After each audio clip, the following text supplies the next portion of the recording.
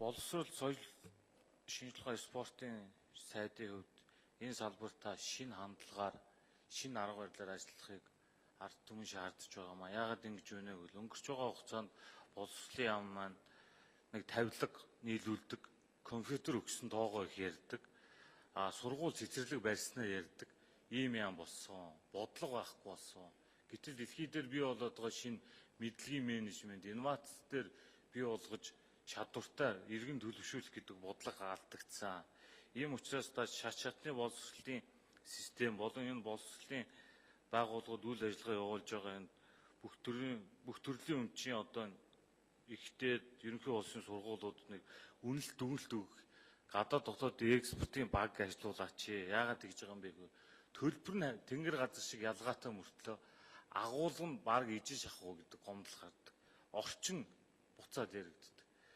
Гэтэл бидний энэ Монгол улсынхаа нийт хэмжээнд Монголын ард иргэдээс гаргаж байгаа энэ боловсролын салбарт гарч байгаа хувь болон төрөөс гарч байгаа мөнгө чинь илүү их чадвартай, илүү их чанартай боловсролыг олон хүнд хүртээмжтэй байх боломжийг бид бас хэд чөлөө зах зээлийн өрсөлдөөнд алдаад байгаамаа. Яагаад ингэж хэлж байна гэх юм бол бидний дундаж хувийн сургуулиудын ерөнхий улсын мэдлэг олж авах зарцуулж байгаа мөнгө чинь Скандинавын орнууд болон Европын дундаж хувийн сургуулиудтай баг энэ зэрэгцээд ирчдэг. Агуулгын хувьд бид гүйцэж чадахгүй болчиход байгаа юм. Мөн дээр нь сая байнгын оронд яригдсан Монгол хүндээ тулгуурсан Монгол хүний төлөвшүүлэх энэ боловсролын шат шатны агуулга дээр иртэн бодлогоо бид тодорхойлж авъя. Ингэснээрээ бид ирээдүйд илүү их орлого олдог чадвартай Монголын хойч үеийг бий болгож ард иргэд дээр байгаа энэ сургалтын бүх төрлийн зээл төлбөрөөс бий болоод байгаа энэ дарамтыг багасгана гэж бодож байгаа юм аа. Мөн дээрэс нь энэ сүүлийн үед түрүүн миний хэлсэн материалын баазыг ханган нийлүүлдэг болчиход байгаа энэ ерөнхий боловсролын сургуулиудын энэ захирал менежерүүдийг энэ менежмент удирдахуй ухаанд нь чиглүүлэхгүй болвол сайн багш нар бүгд захирал менежер болоод аж ахуй ажил хийгээ явцдаг. Нөгөө сургалтын чанар чинь ингээ унчаад байгаа маа.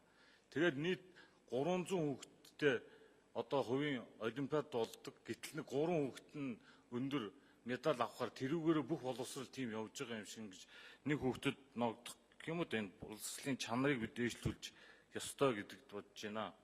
Мөн сая манай намын мөрийн хөтөлбөрт орсон малчтын хүүхдийг 6-аас 8 насны сонголттойгоор сурах энэ хөтөлбөрийг бид санаачлна гэсэн. Энийгээ бид бас богино хугацаанд хийж энэ ард иргэд дээр байгаа энэ ачааллыг багасгах ёстой. Мөн дараагийн нэг юм бид шинжилгээ ухааны технологийн сан дээр байдаг энэ мөнгийг хитрхи үргэлжлэн хитрхи уламжлалт сэтгэлгээгээр зарцуулаад байгаамаа. Зарим нэг нэр томьёог нь хоёр өөр агуулгаар орчуулчаад тэрийг нэвтрүүлэх гэж зардал гаргаад байдаг. Энэ үр дүнд хүрэхгүй байгаа.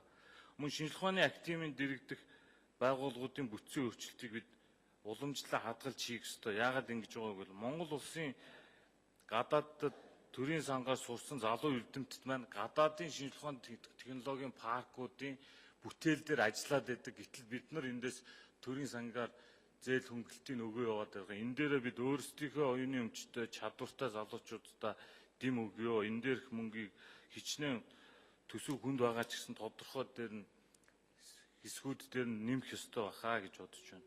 Дараагийн нэг танд ирж байгаа нэг том салбар бол энэ спортын салбараа.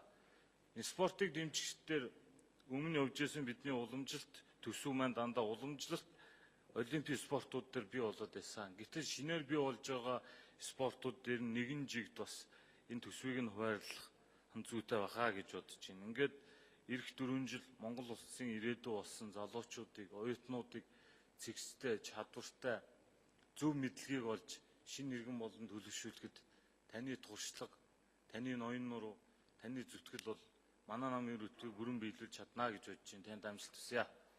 За Цэрэнбат